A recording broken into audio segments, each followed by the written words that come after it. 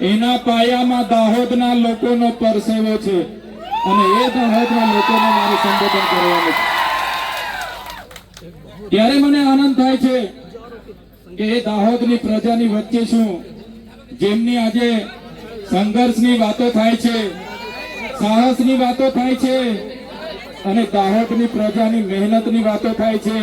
ત્યારે આ ગુજરાતના વિકાસમાં પાયામાં દાહોદની પ્રજાનો પરસેવો છે, એટલા માટે આજે ગુજરાત વિકાસની પંથે આગળ વધી રહ્યું છે।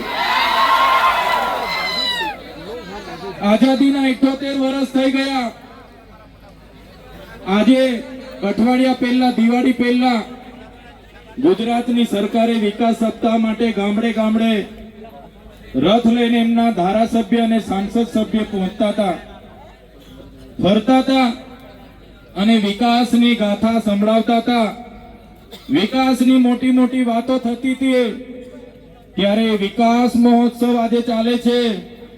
એક બાજુ 78 વર્ષનો અમૃત મહોત્સવ ચાલે છે, છતાં આજે એ દાહોદ જિલ્લો હોય કે નર્મદા જિલ્લો હોય, આજે ગુજરાતના અને દેશના અતિ પછાત જિલ્લામાં દાહોદ અને નર્મદા જિલ્લાનું નામ આવે છે।